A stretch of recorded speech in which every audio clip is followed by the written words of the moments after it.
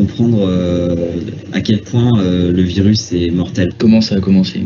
Est-ce que les gestes barrières, les mesures barrières sont vraiment efficaces? Est-ce qu'on peut vraiment respecter les gestes barrières quand on est dans une classe, quand on fait des cours pratiques? Une fois qu'on est contaminé, combien de temps on est contaminant? Je me demande souvent quand est-ce qu'on va sortir de cette épidémie, parce que j'ai l'impression que c'est un peu interminable.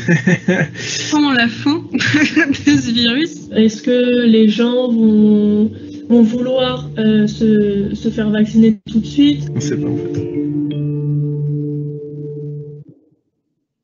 Beaucoup de questions, beaucoup aussi de réponses. Bonjour, bienvenue pour ce webinaire « Je me protège, je te protège, on se protège » organisé par l'EN3S, l'École des dirigeants de la protection sociale. On est heureux de vous accueillir pour cette heure qu'on va passer ensemble.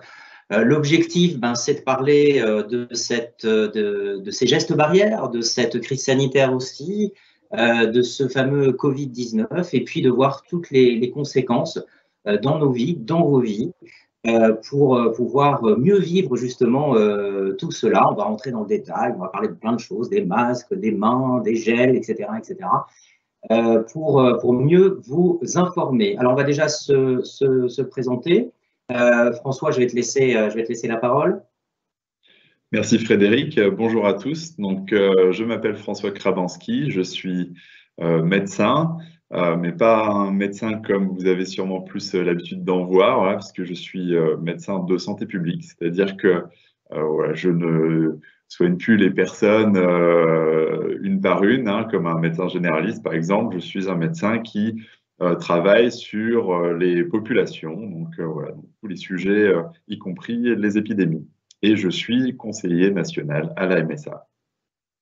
Et donc, moi, je m'appelle Frédéric Pomicala, je suis responsable d'un département qui s'occupe de la prévention santé, donc tout ce qui est en amont du soin et notamment, on va en parler de tous ces gestes barrières pour prévenir justement la maladie. Alors, on est donc heureux de vous accueillir. On salue au passage la première ST2S de Jean Ricard à Nice qui nous regarde notamment. On aura la possibilité de converser ensemble et surtout n'hésitez pas tout au long du webinaire à nous poser vos questions. Alors en haut à droite de votre écran, vous avez un petit icône, on va vous montrer ça à l'écran et en cliquant sur ce petit icône, vous aurez la possibilité de rédiger votre question au fil des contenus qui vont être évoqués. On aura aussi des séquences spécifiques de questions-réponses et puis elles vont nous arriver et on y répondra tout simplement. N'hésitez pas, on est là ensemble pendant 50 minutes pour justement répondre à toutes vos questions sur ce sujet de la protection. On a prévu un sommaire pour enchaîner et pour traiter surtout l'ensemble des sujets qui sont indispensables dans cette thématique. Alors François, ce sommaire. Frédéric, on va déjà commencer par présenter ce qu'est la MSA pour mieux se connaître.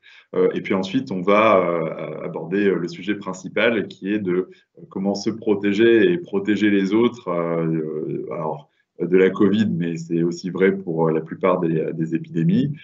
Et puis savoir voilà, ce qu'on a vécu en 2020, ça change quoi, le confinement, comment on l'a perçu et puis comment est-ce qu'on continue à vivre dans cette période avec ce virus et comment on va continuer à vivre ensemble. Et bien voilà, le décor est planté, le plan est posé, donc on va se lancer.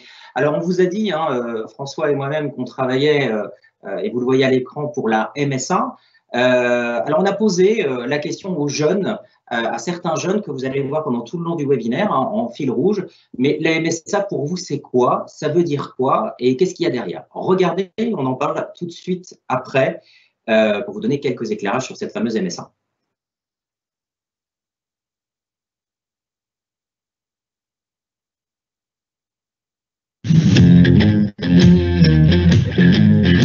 Est-ce que tu connais la MSA? Oula, non. Non, pas du tout. Non, pas du tout. La NSA? La mutualité, comment? M comme maman? Non, j'ai pas envie de faire genre, je vais deviner. La mutuelle sociale agricole, tu m'as dit? Non, je connais pas du tout la MSA. Je sais pas, ça me fait penser à une mutuelle. Tout ce qui est santé, tout ça, c'est ça? C'est pas ça? Je le connais parce que ma petite sœur y travaille. Seulement de nom. La sécurité sociale dont dépendent les gens qui travaillent dans le milieu agricole. Ouf, on a quelques bonnes réponses dans ce petit sondage. Alors, pour vous donner, pour vous éclairer et surtout pour avoir la bonne réponse, quelques mots sur la MSA. Donc, la MSA, c'est la mutualité sociale agricole, mais ce n'est pas une mutuelle. C'est ce qu'on appelle un régime de base de sécurité sociale. C'est le deuxième régime de sécurité sociale en France et il couvre une population spécifique. C'est l'ensemble de la population agricole et des ayants droit, c'est-à-dire leur famille. Alors, dedans, vous y retrouvez les exploitants, on va dire communément les agriculteurs, les salariés agricoles, tous ceux qui travaillent dans l'environnement agricole et qui sont rattachés à une entreprise agricole. Alors, vous avez des coopératives agricoles, mais vous avez aussi dans le milieu tertiaire le crédit agricole, Groupama, etc. C'est-à-dire que ça rassemble et ça fédère les gens qui gravitent et qui œuvrent pour le monde agricole. Vous avez évidemment les étudiants et puis leur famille, la famille de ces exploitants et de ces salariés. La spécificité de la MSA, c'est que c'est un régime de sécurité sociale, mais c'est aussi un organisme professionnel puisqu'il couvre un champ d'activité et c'est un guichet unique. C'est-à-dire que l'assuré, quand il naît, il arrive à la MSA et la MSA s'occupe de tout. Il s'occupe de sa santé, de sa famille, de sa retraite, beaucoup d'autres choses qu'on n'a pas développées dans ce petit schéma pour faire simple. Et puis, comme c'est un organisme aussi professionnel, de sa santé et sécurité au travail, puisque vous savez qu'en agriculture, il y a des problèmes, il faut faire très attention à sa santé et sécurité au travail. Donc, on a des conseillers en prévention, des médecins du travail aussi, qui s'occupent de les accompagner, et puis tout un tas d'offres de services qui leur est proposé tout au long de leur vie. Voilà maintenant, vous saurez tout sur cette fameuse MSA, donc le deuxième régime de sécurité sociale. Alors justement, la MSA, elle s'occupe de la santé de ses adhérents, à la fois en prévention, mais aussi elle accompagne et elle oriente pour le soin.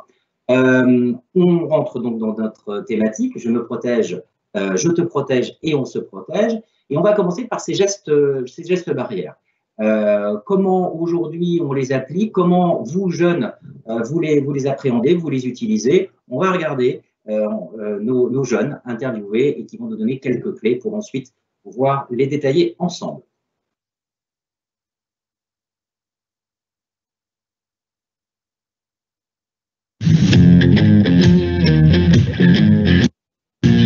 Est-ce qu'aujourd'hui, tu mets en place les mesures barrières dans ta vie quotidienne? Oui, que ce soit chez moi ou au travail. Bah oui, d'autant plus qu'aujourd'hui, on vit avec un Covid dans ma maison. Je mets mon masque à chaque fois que je sors. Tout le temps, masque, gel hydroalcoolique sur moi. Je me désinfecte les mains quand je rentre chez moi ou que je rentre dans la voiture, je me désinfecte les mains. En partant de chez moi, en arrivant au supermarché et en rentrant chez moi après avoir rangé mes courses, je lave les mains. Donc évidemment, je fais pas la bise. On ne se fait pas de bisous, on se fait pas de câlins, etc. avec ma famille. J'essaie d'avoir le moins de contact physique possible. Dans les transports, j'essaie de m'éloigner des gens. Au lycée, c'est compliqué. Et au lycée, c'est très compliqué. Par exemple, les 1 mètre de distance, ils sont jamais respectés. Je considère que c'est important de mettre en place ces mesures barrières. Oui, parce que ça va stopper la propagation du Covid. Je le fais pour les autres parce que je sais qu'il y a des gens qui sont fragiles. Protéger les autres et protéger soi-même. Je les applique déjà pour la sécurité de tout le monde. C'est pour les hôpitaux, pour les personnes qui travaillent quotidiennement en fait dans les hôpitaux. C'est un acte citoyen et de respect vis-à-vis de ton prochain. En fait, c'est la base aussi de la vie en communauté, quoi, de faire attention à son prochain. L'hygiène, c'est des choses en général qu'on faisait déjà auparavant. Donc, du coup, renforcer cette hygiène, je pense que pour le futur, ça peut être bien aussi pour notre pays, parce qu'on va être amené à avoir d'autres virus, sûrement, avec la pollution, etc. Donc, si on peut maintenir et garder ces gestes barrières le plus longtemps possible, je pense que c'est bien. Des témoignages très très riches, on va reprendre tout ça. N'oubliez pas, posez toutes vos questions au fil de l'eau, on y répondra bien entendu en direct, on est là notamment pour ça. Alors, on parle de distanciation sociale, on parle de distanciation physique depuis le mois de mars 2020. Alors, première question, François, c'est quoi la différence entre la distanciation, même du mal à le dire, sociale et distanciation physique? Alors, c'est vrai, Frédéric, qu'on a évoqué les deux termes hein, depuis le début de la crise. On avait plutôt commencé avec la distanciation sociale qui est devenue la distanciation physique. Voilà, la différence qui a été faite, c'est qu'on a plutôt parlé de distanciation physique, c'est-à-dire se tenir loin les uns des autres physiquement et pas nécessairement socialement, puisqu'on a vu qu'il était aussi important de garder un lien social, que ce soit via les réseaux sociaux, les visios, voilà, notamment envers les personnes isolées. Donc on a un peu moins utilisé le terme de distanciation sociale qui mettait une barrière qui n'était pas forcément liée directement à l'épidémie et plutôt préféré le terme de distanciation physique qui lui correspond plus au fait de se tenir loin les uns des autres pour éviter la propagation du virus. Alors, on parle en distanciation physique de plein de choses, il y a des chiffres qui circulent, on parle du mètre de distance, on a parlé de 4 mètres, maintenant on parle même de mètres carrés. Alors, comment s'y retrouver dans cette distanciation physique? Qu'est-ce qu'il faut faire concrètement? Je comprends ces questions, hein, Frédéric, c'est normal, et je pense qu'on est beaucoup à se les poser. Comment on fait? D'ailleurs, les jeunes qui sont interviewés l'ont dit aussi, comment au lycée, ils nous ont dit c'est impossible, on ne peut pas, voilà, c'est très compliqué. Et je pense que même au-delà du lycée, aujourd'hui où il y a un certain nombre de commerces qui sont ouverts, on peut aussi se poser la question, parfois c'est compliqué de garder une certaine distance les uns des autres. Alors, je pense qu'il faut revenir à la logique. Pourquoi est-ce qu'on demande de tenir cette distanciation physique? Hein, c'est tout simplement pour limiter la propagation du virus. Pourquoi? Parce que le virus, il se transmet principalement, pas uniquement par les voies aériennes et par les gouttelettes qu'on produit quand on parle, quand on éternue et quand on respire. Voilà. Et en fait, notamment quand on éternue, aussi quand on parle, on produit plein de petites gouttelettes qu'on appelle un fludge, voilà, c'est assez évoquant, des micro-gouttelettes qu'on ne voit pas et qui peuvent contenir le virus et donc qui se transmettent comme ça de personne à personne, après en allant par le nez, la bouche, etc. Et en fait, ce fludge, donc, il se répand dans l'air et on sait qu'à partir de 1 mètre de distance, on réduit de 80% le risque de transmission. Alors là, il y a une notion qui est importante, c'est celle de risque, on y reviendra. Hein. Donc, ce qui veut dire qu'à 1 mètre, on réduit le risque, ça veut dire qu'on l'élimine totalement, mais en tout cas, voilà, on limite fortement. Et donc, plus on se tient loin, finalement, les uns des autres, moins les gouttelettes peuvent atteindre une autre personne, et donc plus on limite le risque de transmission. Donc, d'un point de vue très pratique dans la vie quotidienne, que ce soit au lycée ou ailleurs, il faut juste garder cette logique en tête et se dire, mettons-nous les plus éloignés les uns des autres autant que faire se peut. Voilà. Et c'est ça le principal. Évidemment, il y a des situations où c'est beaucoup plus compliqué. Voilà. Faisons tous de notre mieux, tant que c'est possible, faisons-le. Si on voit des personnes dans un rayon, dans un magasin qui semble un petit peu serré, bah, peut-être on va se dire, revenons dans ce rayon plus tard, quand il y aura moins de monde, pour essayer de ne pas se passer les uns derrière les autres. Dans la rue, si on est sur un trottoir, bon, bah, essayez d'éviter, si c'est possible, évidemment, de passer loin les uns les autres. Et puis, au lycée, bah, dans les queues, essayez de rester à 1 mètre les uns des autres quand il y a, par exemple, pour la cantine, et essayez dans les classes, d'être au maximum éloigné. Voilà. Après, évidemment, quand c'est pas possible, il ne faut pas se culpabiliser, c'est pas grave, il faut faire au mieux, au plus pour diminuer le risque. Voilà, c'est ça l'essentiel. Posez vos questions hein, sur tous ces sujets de distanciation physique grâce au chat en haut à droite de votre écran. Alors, en résumé, qu'est-ce qu'on peut dire de ces règles de distanciation? Donc, on a 3 points qui apparaissent à l'écran, François. Voilà, comment on peut résumer ce qu'il faut faire et les points d'attention sur ces mesures de distanciation? Donc tout d'abord, la sortie, donc quand ça est nécessaire, ça a été je veux dire, formalisé par d'abord le couvre-feu et puis ensuite voilà, le confinement. Mais c'est aujourd'hui, si les règles ont été un petit peu assouplies, voilà, gardons en tête qu'on limite aussi le risque en évitant de sortir pour des raisons qui n'en valent pas la peine. Plus on sera nombreux dans des espaces plus ou moins confinés, hein, mais bon, même à l'extérieur, quand on est très nombreux, bah, plus on évite ça, plus on diminue encore une fois le risque de propagation. Donc, si jamais on n'a pas vraiment besoin de sortir, si on peut éviter, évitons. Et on diminue le risque et on joue tous le jeu. Ensuite, les formes d'interaction, alors d'interaction, encore une fois, physique, hein, puisqu'on en a parlé au début. Alors, ça ne veut pas dire forcément arrêter de se voir en visio ou de contacter par téléphone sa famille, comme j'ai dit au tout début.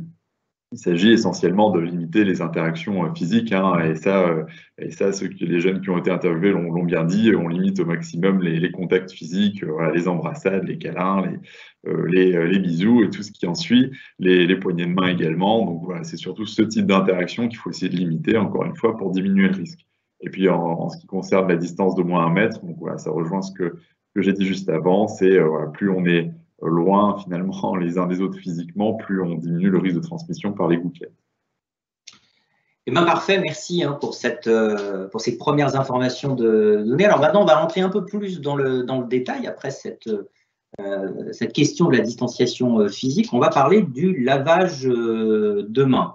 Alors je crois, François, tu voulais partager avec nous des données justement sur nos comportements et notre usage de ce lavage de mains qui sont assez interpellants. Eh bien oui, le lavage de mains, c'est essentiel, mais pas que en période de Covid, hein, un peu tout le temps. Et d'ailleurs, une des interventions au début, on entend dire, bon, on est plutôt un pays avec une bonne hygiène. Eh bien, pas tant que ça.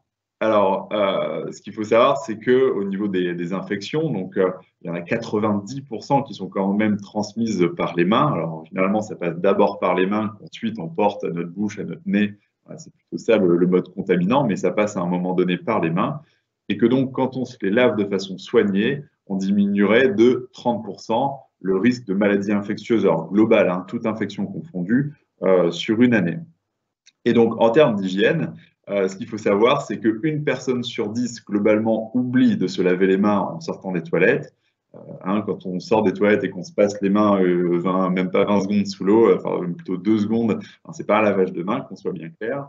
Qu'un Français sur 5 se lave régulièrement les mains lorsqu'il est malade.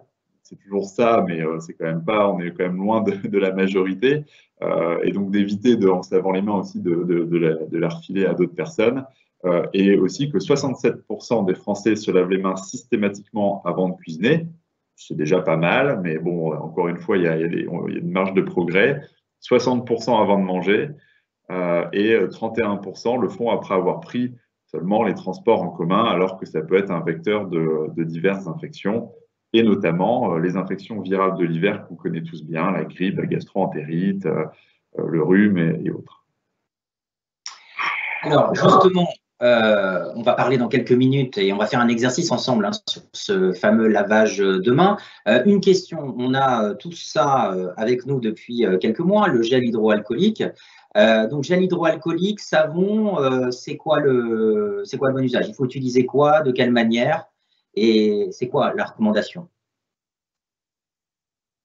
Alors oui, Frédéric, ça soulève de nombreuses questions. On peut se demander si l'un est plus efficace que l'autre et comment on s'en sert. Alors, ce qu'il faut savoir, c'est qu'un lavage de mains au savon qui est bien fait, évidemment, c'est pas forcément évident, mais est aussi efficace que d'utiliser le gel hydroalcoolique. Simplement, le gel hydroalcoolique, il a des avantages. C'est que déjà, on peut le transporter avec soi et donc en mettre à peu près n'importe où.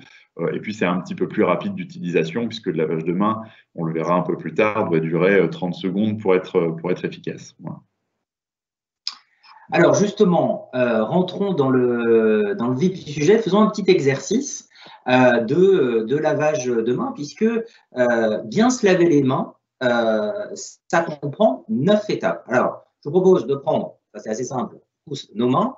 Et puis François, est-ce que tu peux nous détailler justement toutes les phases pour bien se laver les mains, une activité à mettre en place pendant les fêtes de Noël notamment, avec sa famille, ça peut être intéressant pour justement mieux se protéger. Alors, on t'écoute et si tu peux nous guider justement sur ces 9 étapes du bon lavage de mains.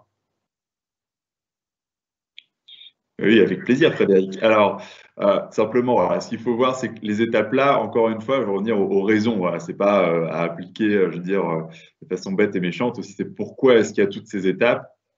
C'est essentiellement déjà pour être sûr que la totalité de la surface des mains soit bien lavée. Éviter qu'il reste des germes à certains endroits, ce qui finalement annihilerait quasiment l'intérêt du lavage de mains. Donc, couvrir bien toutes les surfaces. Il y a une autre chose à savoir en préliminaire, c'est que plus on répète la fréquence, plus c'est efficace. Voilà, c'est pas un lavage de main, plus il faut faire le plus de fois possible. Hein. On l'a vu, voilà, c'est avant, quand on est toilettes, avant de manger, après en faisant la cuisine, voilà, en rentrant du lycée, en sortant des transports en commun. Il faut répéter. C'est vraiment ça une des clés. Et une autre chose, mais qui concerne là le lavage des mains avec du savon, c'est que le lavage des mains doit durer au minimum 30 secondes. À titre de comparaison, un chirurgien avant d'opérer, donc il se lave les mains aussi au savon, il se les lave pendant 3 minutes pour être sûr d'être vraiment totalement désinfecté. Donc, sur les étapes, eh bien, on commence par se mettre donc, soit du gel, soit un peu d'eau et du savon.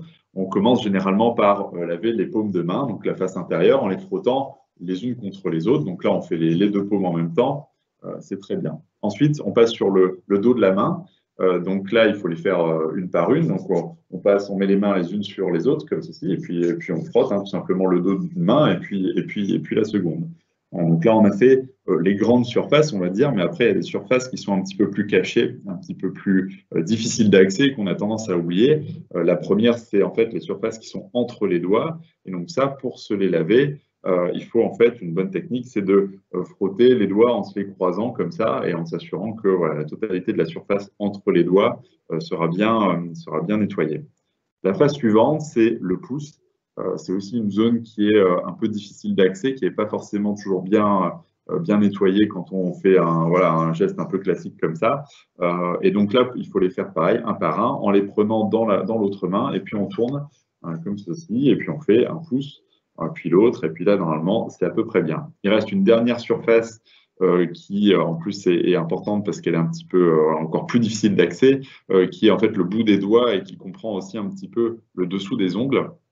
Donc là, 2 techniques. La plus efficace, c'est de mettre sa main un peu en bec de canard, comme ça, et de la frotter contre la paume de l'autre main. Et puis ensuite, on fait évidemment l'autre.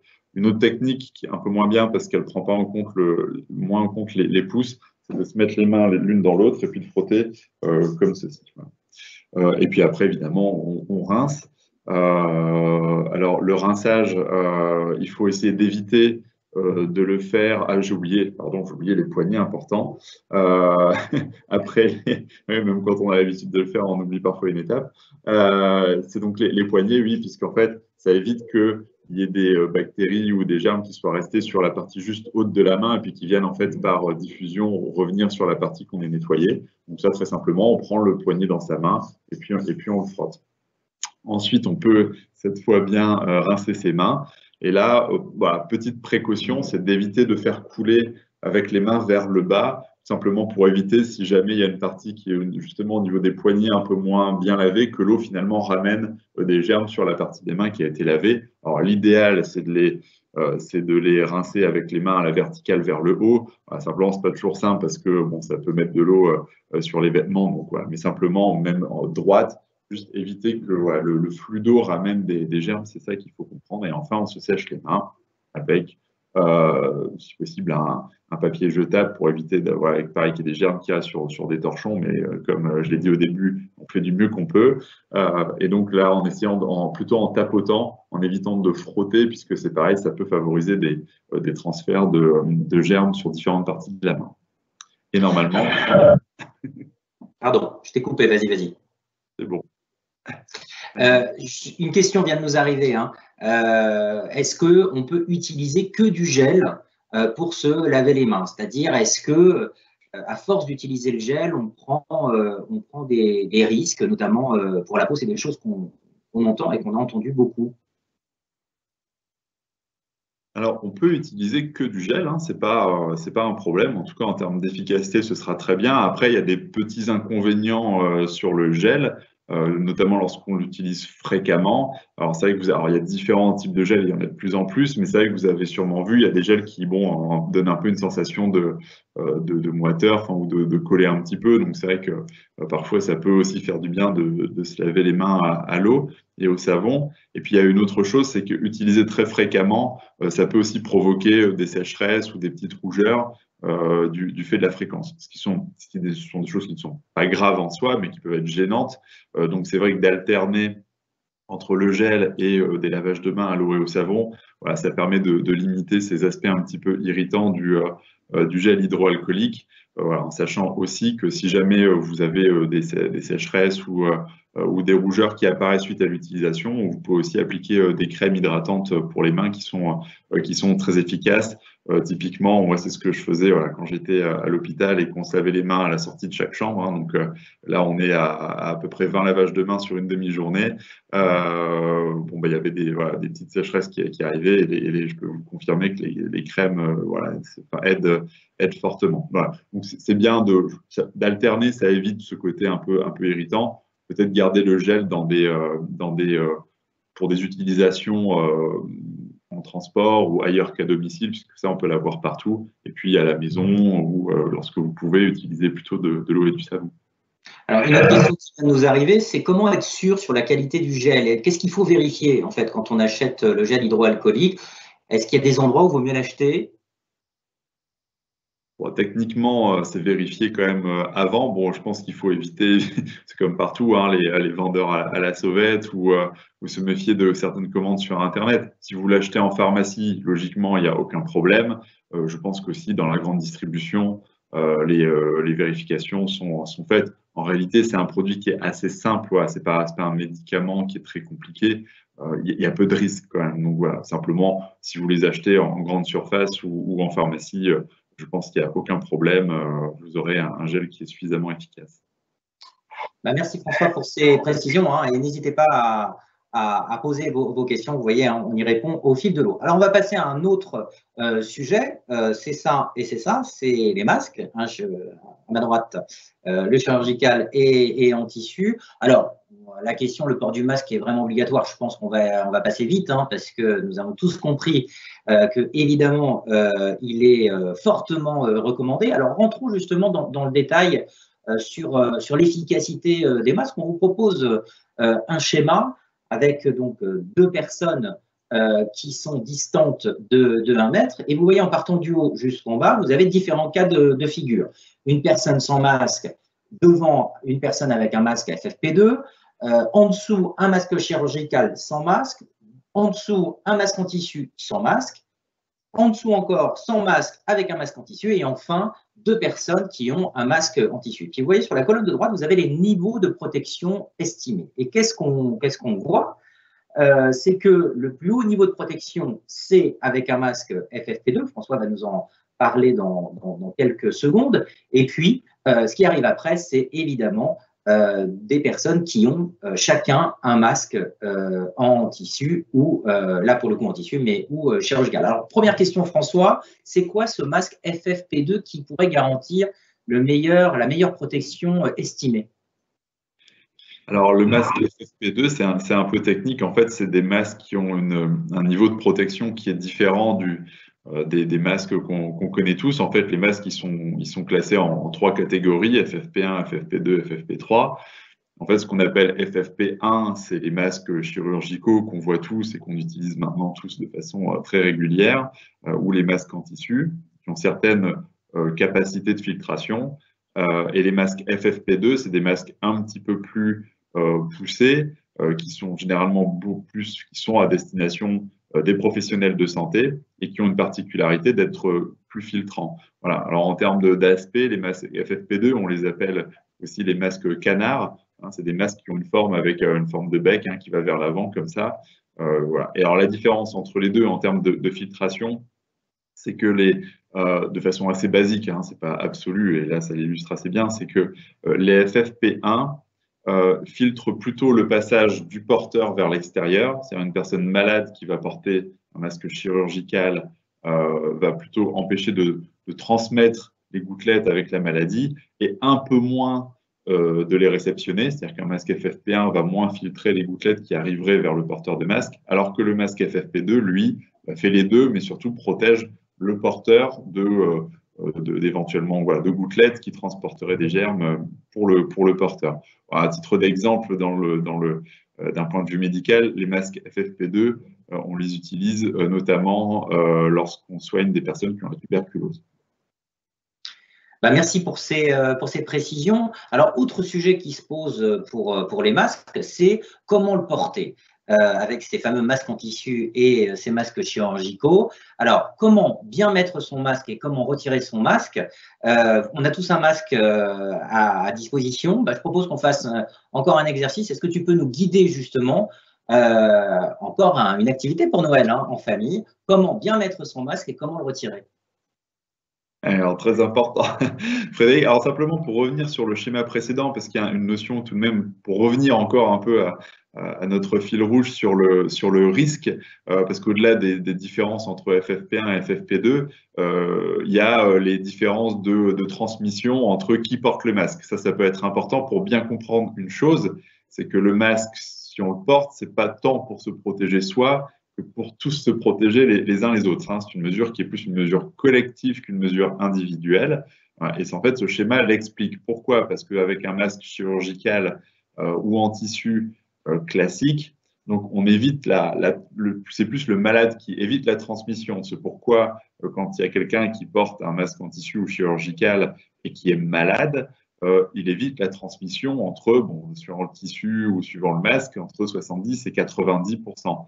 Alors que quand c'est une personne qui est non malade qui le porte, s'il est en contact avec une personne malade, il limite la transmission que à 70%. Et donc on comprend évidemment que si on cumule les deux, c'est-à-dire s'il y a à la fois des personnes malades et non malades qui le portent, là on limite à 90% et c'est là où c'est le plus efficace. Voilà. Donc, simplement pour comprendre que pourquoi cette logique de porter un masque tous, c'est parce que plus on est à le porter, plus on limite collectivement la transmission, et c'est pas forcément un genre de bouclier pour soi, c'est parce que soi-même on porte le masque qu'on limite fortement la transmission.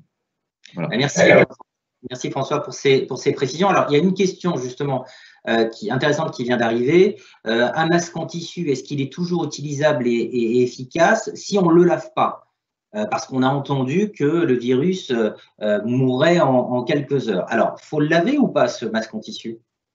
Eh bien, il est recommandé de le laver, en effet, à 60 degrés pour éliminer tous les virus qui pourraient s'être collés dessus, si je puis dire, que ce soit par son fait si on est malade, soit par le fait d'autres à l'extérieur si on croise des personnes malades.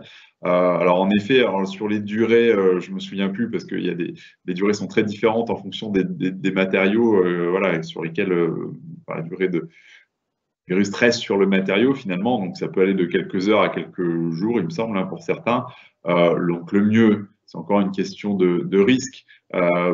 Probablement, le virus va s'éliminer tout seul sur le masque au bout d'un certain nombre d'heures ou d'un certain nombre de jours. Si vous le lavez à 60 degrés, vous êtes sûr que vous avez annihilé complètement les germes qui se situent dessus. Et dans ce cas, vous êtes tranquille. Donc, recommandation, mieux vaut le laver, on prend moins de risques. Après, il est possible, en effet, que le virus s'élimine tout seul sur le tissu, mais autant éviter, en sachant qu'en plus, c'est pas s'il reste sur le masque et qu'on le pose à certains endroits dans sa maison, on peut aussi finalement diffuser le virus au sein de son environnement ou s'en mettre sur les mains et le diffuser à quelqu'un d'autre. Donc voilà, c'est quand même bien plus prudent de le laver comme il faut.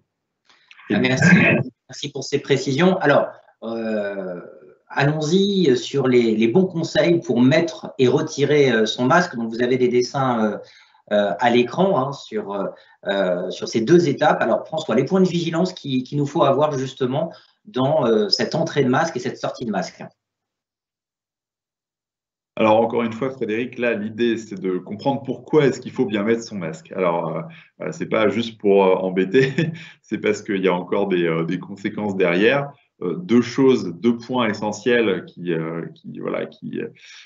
impliquent d'avoir certaines précautions. La première, c'est d'essayer de ne pas abîmer l'intégrité de la surface du masque. Et la deuxième, c'est d'être totalement couvert pour éviter que les fameuses gouttelettes se propagent ou nous atteignent. Voilà, ça c'est pourquoi ces techniques. Donc on commence par se laver les mains, déjà pour éviter de mettre éventuellement des germes ou un virus sur le masque avant même de le mettre. Ensuite, il faut le mettre en prenant les élastiques, donc voilà, pour éviter de toucher la surface protectrice, pour éviter de mettre des germes d'une part et puis éviter de l'abîmer d'autre part. Et donc ensuite, on met ces élastiques derrière les oreilles, voilà, donc, simplement avec les doigts, donc surtout éviter au maximum de toucher la surface protectrice. Donc là, ensuite, vous l'aurez mis, en fait, il ne sera pas tout à fait ajusté, hein, c'est pas très agréable à ce moment-là. Donc, 2 gestes par la suite, c'est de, en fait, pincer au niveau de son nez, il y a toujours une petite barre pour bien ajuster aux formes de nez et qui viennent bien s'appliquer sur les contours des yeux, hein. Toujours, l'objectif, c'est de laisser le moins d'espace possible. Et ensuite, de tirer le bas du masque pour bien le caler sous le menton. Et ça, l'objectif, c'est que ça couvre parfaitement le nez, la bouche, et que ce soit le plus hermétique possible au niveau des yeux, des joues et du menton. Voilà. Là, vous l'avez parfaitement mis. Alors, évidemment, ça ne sert à rien. Si vous le mettez en dessous du nez, ça perd quasiment totalement son efficacité. Et encore plus, évidemment, si vous le mettez sur le menton ou sur le front. J'en parle même pas, c'est évident que là, il n'y a aucune efficacité du masque. Simplement, à savoir, c'est qu'une fois que vous avez mis un masque, si vous le basculer sous le menton ou sur le front, il y a aussi un risque, c'est que finalement vous étaliez les virus qui auraient pu se mettre dessus ailleurs sur votre visage. Voilà. Donc ça peut augmenter le risque de contamination. Ensuite, une fois qu'il a utilisé, alors là on dit au bout de 4 heures, mais là encore une fois, hein, faisons au mieux avec ce qu'on peut faire, hein. Il ne faut pas se culpabiliser ou se dire si j'arrive pas à le faire dans les règles strictes, autant ne pas faire. Non, mieux vaut faire autant qu'on peut. Donc, une fois que vous l'avez utilisé, donc au bout de 4 heures, a priori, donc le retirer de la même façon par les élastiques. Alors là, c'est pas tant pour ne pas abîmer la surface que pour éviter de la toucher, sachant qu'elle aura pu filtrer du virus et qu'il peut y en avoir sur la surface. Donc, éviter de toucher pour s'en mettre sur les doigts et tout de suite le jeter pour là éviter de poser du virus avec le masque sur différents meubles ou autres et que d'autres personnes pourraient toucher par la suite. Donc, ensuite jeter. Si c'est en tissu, le mettre à laver le plus rapidement possible, essayer de le mettre dans un endroit qui évite de trop diffuser. Et ensuite, on le lave à 60 degrés pendant minimum 30 minutes. Et toujours, on se lave les mains à la fin, voilà, au cas où on se serait mis un peu de virus sur les mains en le retirant. Donc voilà des informations essentielles que vous pouvez partager maintenant que vous avez l'ensemble des contenus, pour vous partager en famille, mais aussi dans votre environnement. Il y a une remarque d'un internaute qui nous dit qu'il y a beaucoup de personnes qui le portent en dessous du nez malgré les protocoles d'information.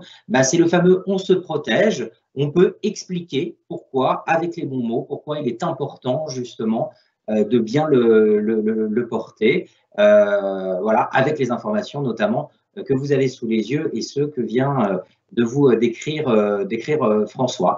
C'est tout nouveau pour tout le monde, pour nous tous, et de bien comprendre pourquoi, certes, c'est peut-être une contrainte, mais de bien comprendre pourquoi il est utile de le faire et qu'est-ce que ça peut apporter, c'est autant plus essentiel. Alors, sur les gestes barrières, en résumé, les points d'attention qu'on voulait mettre en exergue avec vous. Donc, ne vous touchez pas la bouche, le nez, les yeux, hein, comme l'a dit tout à l'heure François. Une autre recommandation, ça a été explicité aussi tout à l'heure, ne pas se serrer la main et ne pas se faire la bise. On se rattrapera beaucoup plus tard, mais pour l'instant, on peut se dire bonjour autrement. Il y a plein de techniques, le coude et autres. Qu'est-ce qu'on tousse et on éternue dans un mouchoir en papier ou dans son coude? Alors, une question pratico-pratique, c'est vrai pour ceux qui ont des lunettes qui viennent de nous arriver. Alors, François, est-ce que tu as une technique? Alors, si tu l'as vraiment personnellement aussi, je suis grandement preneur pour éviter la buée avec les lunettes. Alors, oui, vous pouvez se voir, je n'ai pas de technique magique, malheureusement. Voilà, bon, c'est vrai que une des solutions, c'est pour ceux qui peuvent, évidemment, c'est de passer temporairement aux lentilles. Hein, c'est ce qui est le plus pratique. Pour ceux qui ne peuvent pas, voilà, ou qui ne souhaitent pas, alors, bon, c'est un peu du bricolage. J'ai entendu dire, je ne l'ai pas testé, qu'en pliant un mouchoir et en le mettant sous la partie haute, hein, toujours bien en appliquant, ça limiterait l'effet buée sur les lunettes. Il y a une autre technique qui est relative aussi, c'est de mettre le masque assez haut avec finalement les branches de lunettes qui vont se poser sur le masque plutôt que sur la peau et les pommettes. Et là, ça fait un peu moins de buée. Voilà, bon. C'est un peu du bricolage, ça vaut ce que ça vaut, mais ça peut limiter un petit peu. Voilà, il m'arrive aussi parfois de porter des lunettes et un masque et je compatis totalement et voilà, j'ai pas malheureusement pas de solution miracle à cette problématique. Mais tester et approuver, hein. Essayez effectivement le coup de mettre le masque en dessous des lunettes en le serrant au maximum. Alors après, comme il fait froid en ce moment, c'est vrai que la condensation, tout ça n'arrange pas les choses, mais c'est vrai qu'on voit un léger mieux, effectivement, quand on bloque bien le masque en dessous des lunettes et non pas forcément au-dessus. Voilà, ces petits conseils du moment. Alors, juste avant de passer à la seconde séquence, on a entendu beaucoup de témoignages tout à l'heure dans la vidéo de la difficulté dans les lycées de respecter tout ça. Quel est le mot d'ordre? Comment on peut faire tout à chacun pour justement se protéger, protéger les autres et nous protéger collectivement? C'est quoi les points d'attention et dans une pratique, dans un usage où des fois on voit que c'est pas forcément facile? Frédéric, voilà, ça rejoint différents points que j'ai abordés. Voilà, je pense qu'il faut avoir la logique globale en tête. Les mesures maintenant, on les connaît tous, voilà, avec des applications qu'on essaie de faire tous au mieux, je pense, voilà, à part des très mauvaises volontés, mais ce qu'il faut garder en tête, c'est le pragmatisme quelque part. C'est de comprendre pourquoi est-ce qu'on fait ça et c'est de faire au mieux dans chaque situation. Voilà. Plus vous avez compris, plus on est loin les uns des autres, moins on diffuse les gouttelettes, plus on limite le risque, mieux on porte le masque, plus on diminue le risque, plus on se lave les mains, plus on diminue le risque. Voilà. Et en fait, tout ça, ça rejoint ce point essentiel qui est celui, une fois, du risque qui est une probabilité. Et en fait, plus on est nombreux à appliquer les gestes et plus on en applique de gestes en totalité. Hein, vous avez aussi évoqué le fait d'éternuer dans son cou, d'éviter de se toucher le visage ou de ne pas se serrer la main ou de se faire des accolades. Tout ça cumulé, en fait, diminue le risque de transmission. Et donc, voilà. Et donc, c'est nécessairement collectif. Plus on est à les appliquer, plus on est nombreux et plus on les applique bien. Plus on limite le risque de propagation et donc le nombre de cas, le nombre de morts, hein, parce qu'il faut le rappeler, il y a quand même un certain nombre de morts, et puis on espère limiter voilà, les infections et les cas graves en attendant voilà, que l'épidémie disparaisse ou qu'on trouve un vaccin et voilà, et qu'on continue de se protéger. Ce qui est intéressant aussi, c'est que ce risque il s'applique sur des maladies qui sont heureusement bien moins graves, mais tout de même un petit peu gênantes, qui sont les épidémies hivernales. C'est-à-dire que ces gestes barrières, si on pas de façon forcément aussi contraignante évidemment, mais le fait de se laver les mains très régulièrement, le fait de se tenir peut-être un peu à distance lorsqu'on est malade ou de porter même un masque lorsqu'on est malade, quand on a par exemple une grippe ou un rhume ou une gastroentérite ou une pharyngite, ça éviterait aussi qu'il y ait un nombre très important, généralement tous les ans, de ce type de maladies qui sont dues à des virus. Merci pour ces précisions. On reviendra en fin de webinaire sur ces fêtes de Noël et quelques conseils pratiques pour comment mieux se protéger et protéger les nôtres. On va passer à la deuxième grande partie qui est sur notre bien-être pendant cette période, puisque le bien-être fait partie de la bonne santé. Alors on va revenir sur les témoignages de nos jeunes témoins et justement on leur a posé la question sur les effets de ce confinement, l'effet 2020. Regardez, écoutez, on en parle tout de suite après.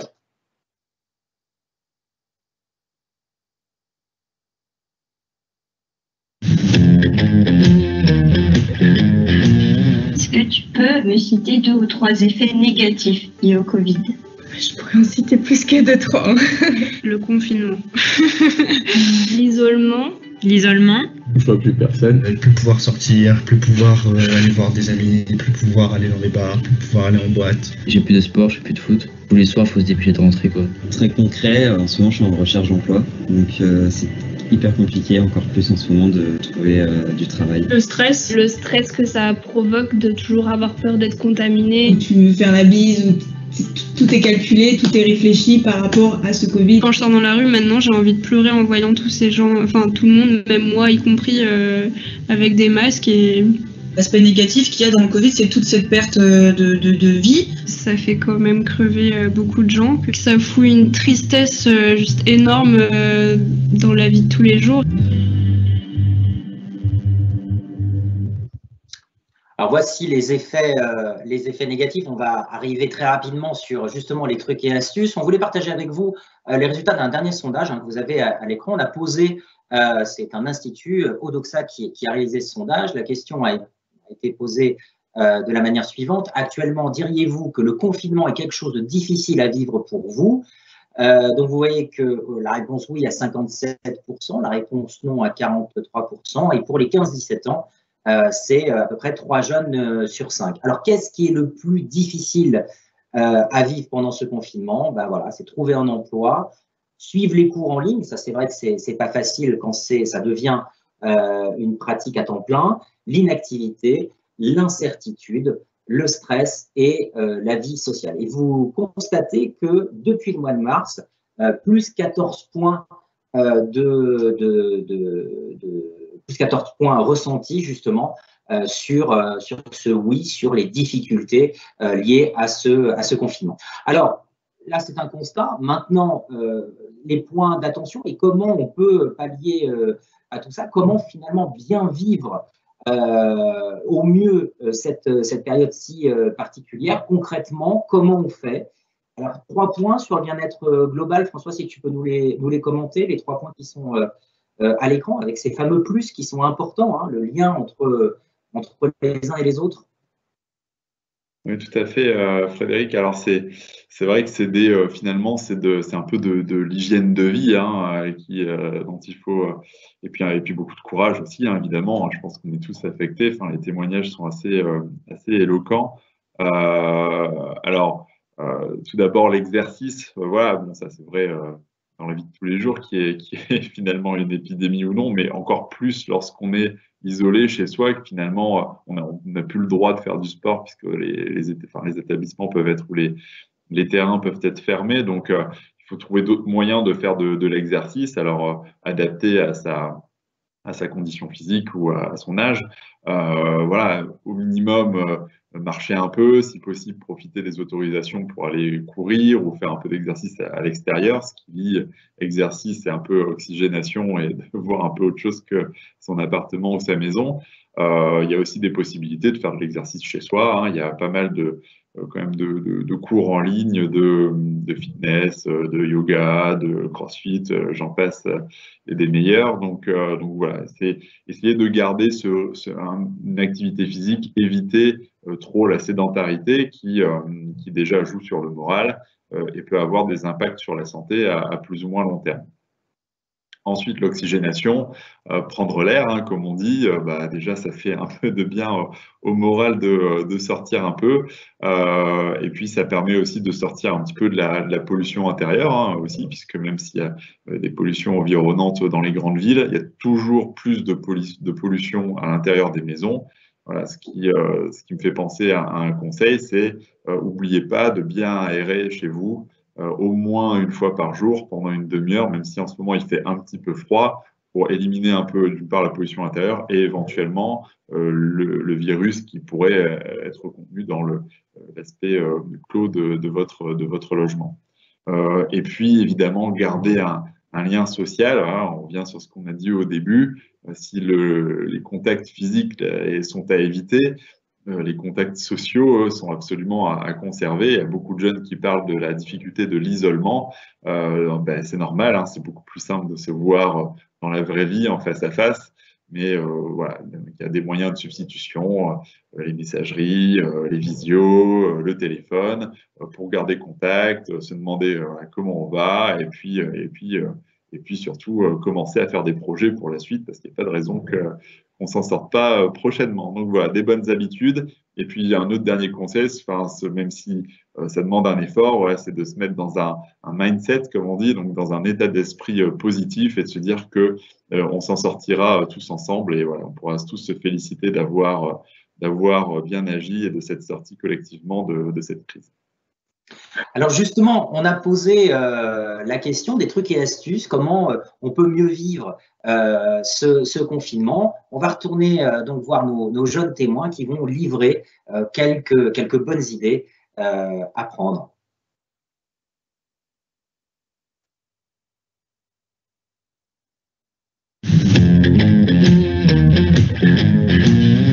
Est-ce que tu peux me citer 2 ou 3 effets positifs liés au Covid? Il n'y a pas d'effet positif lié au Covid. Au fait d'être confiné, j'en vois. Bah, j'ai plus de temps pour moi, du coup. Je dirais que ça a permis de peut-être me rapprocher plus de ma famille parce que je suis confinée avec eux. Bah, du coup, je prends aussi le temps de cuisiner beaucoup plus et j'adore ça. On n'est plus obligé de se toucher. Genre de s'embrasser ou je ne sais quoi, genre ça c'est bien, j'aime bien ça. Sinon, je pense qu'on fait plus attention à de nombreux gestes d'hygiène et surtout attention aux autres. Est-ce que tu peux me citer un exemple ou une idée que tu pourrais avoir pour continuer à avoir du lien social malgré la situation actuelle? Les réseaux. Il y a les appels Skype, FaceTime, tout ça. Bah, c'est évident, c'est les réseaux sociaux, le téléphone. On pourrait créer des sortes, je sais pas, d'événements virtuels, c'est-à-dire que on met une date où on s'appelle et par exemple on a tous un thème de déguisement ou on fait tous un apéro. De continuer à voir les mêmes gens mais de pas aller voir d'autres gens. Moins en groupe, un gros groupe, on essaye de se regrouper juste à 2-3 personnes. Faire des sortes de petits groupes qui restent ensemble pour pas devenir totalement barjots, ouais, pourquoi pas. Donc voilà quelques idées. N'hésitez pas d'ailleurs à échanger à l'issue de ce webinaire avec vos professeurs, aussi pendant le temps extrascolaire. On vous les a affichés à l'écran. François aussi en a parlé tout à l'heure. Alors une question qui nous est arrivée sur les activités extérieures. François, est-ce qu'on peut on peut faire du foot entre potes ou pas en ce moment? Non, malheureusement, on peut pas faire de foot entre potes. Alors, je sais que les différences qu'il y a entre les activités, ça pose souvent question. La logique initiale, c'est les sports qui, en fait, regroupent un trop grand nombre de personnes, ce qui est tout simplement même 5-6, et qui plus est des sports où il peut y avoir des contacts. Sont proscrits malheureusement. Je suis un des premiers à le regretter, mais voilà. Et donc c'est vrai qu'il y a c'est des logiques. Donc il y a quelques dérogations pour des sports qui sont individuels et en extérieur. Où on se dit qu'il y a il y a pas de contact, tellement peu qu'il y a très peu de risques. Pour vous donner l'exemple, je suis aussi une source de frustration. Le tennis a été autorisé en extérieur, mais on vous doutez bien qu'avec le temps qu'il fait, c'est un peu compliqué. Donc voilà. Et pourtant, il n'y a que 2 joueurs, on est séparés par un filet et plusieurs mètres de distance. Mais bon, c'est comme ça. Et malheureusement, il faut faire avec. Donc, il faut essayer de trouver d'autres activités. Et puis, si vous êtes footeux, entraînez. Un conseil ou une proposition, on va dire, c'est d'entraîner votre physique. Comme ça, quand vous reprendrez, vous serez encore meilleur sur le terrain. Voilà. Autre question qui est arrivée tout à l'heure. Pour les fêtes, ça va être compliqué de porter les masques, mais pas que. On a parlé de la distanciation physique. Voilà. Est-ce que tu peux nous guider, nous conseiller? On va faire Noël, on va réunir nos familles. Peut-être avec moins de personnes, mais comment bien se comporter, justement, comment se protéger et protéger les autres au mieux? Alors oui, c'est une question qu'on est nombreux à se poser. Comment est-ce qu'on va faire au moment des fêtes où on sera alors très normalement limité à 6 personnes. Encore une fois, je vais revenir sur un des conseils, c'est déjà faire au mieux. Voilà, c'est limiter au maximum les risques, donc limiter le nombre de personnes au maximum. On a parlé de 6 personnes, ce sera en dessous de 6, c'est évidemment l'idéal, mais parfois ça peut être très compliqué. Donc faire au mieux, essayer de se tenir le plus possible à distance, même si c'est extrêmement frustrant quand on est avec de la famille ou notamment ou des personnes qu'on n'a pas vues depuis longtemps et qu'on a très envie de prendre dans nos bras ou d'embrasser. C'est de prendre sur soi et de ne pas le faire pour les protéger eux, pour se protéger soi, et surtout avec une vigilance accrue envers les personnes qui sont fragiles, c'est-à-dire les personnes âgées et les personnes vulnérables, donc qui ont des maladies graves ou qui ont des maladies respiratoires et qui pourraient vraiment contracter des formes très sévères, voire en décéder. Donc voilà, il faut vraiment garder ça en tête. Et je sais à quel point ça peut être compliqué on a des grands-parents qui vont être eux-mêmes demandeurs de voir leurs petits-enfants, leur famille, parce que ben voilà, ça leur tient à cœur et qui vont certainement essayer de vous convaincre par tous les moyens que c'est pas si grave et que vous pouvez les voir et les embrasser. Bah pour eux, voilà, essayez de, voilà, si possible, ne pas les inclure dans un groupe où il y a un risque et surtout d'éviter de les toucher, de les embrasser. Et puis, bah, s'ils sont là, porter un masque. Voilà, c'est vraiment la logique, se protéger, protéger les autres et puis faire du mieux que possible dans ces conditions-là. Je pense que c'est le mieux qu'on puisse faire. La synthèse de nos propos, hein, donc évidemment, voilà, partagez tous ces trucs et astuces et évidemment, partagez aussi d'ailleurs la manière dont vous envisagez de ces repas de Noël, la manière de protéger, diffuser ces informations maintenant que vous les détenez sur le port du masque, le lavage des mains. N'hésitez pas, c'est vraiment un collectif d'apprendre ensemble justement à mieux se protéger. 3 idées principales. En synthèse, il y a plusieurs mesures. Plus on les applique, plus on se protège, plus on protège les autres. Et puis, on a fait un focus à l'importance du bien-être, qui est très, très important dans la bonne santé, justement, ce fameux bien-être. Voilà ce qu'on voulait partager avec vous sur tous ces sujets. Parlez-en. On va à peu près être dans ce cas de figure pendant encore quelques mois, tout au long de l'année 2021. Il ne faudra pas relâcher l'attention à avoir sur cette protection individuelle et collective. On va remercier tous nos jeunes témoins qui ont participé et qui nous ont permis justement de bien cibler certaines thématiques. Je vais les citer: Zoé, Lucas, Cilia, Victor, Antonin, Anouk, Enzo, Jules, Bonnie, Julie, Geoffrey, Laura, Faye, Léa, Yvan, Floriane et Aliénor. Vous allez avoir un questionnaire de satisfaction dans vous allez recevoir un questionnaire de satisfaction, donc n'hésitez pas à le remplir pour savoir si les informations qu'on vous a diffusées vous ont intéressé. François et moi-même, on voudrait remercier David à la technique et puis Manon Lebrieux qui a été à la manœuvre pour organiser ce webinaire, d'interviewer tous ces jeunes pour faire en sorte qu'on passe un moment agréable ensemble et puis un moment avec du contenu et vous apporter un certain nombre d'informations dans cette thématique. Je me protège, je te protège, on se protège. Voilà, on vous souhaite une bonne fin de journée, par anticipation de bonnes vacances, reposez-vous bien, en toute protection. Et puis, à très bientôt pour de nouveaux webinaires sur cette thématique et bien d'autres. Bonne fin de journée.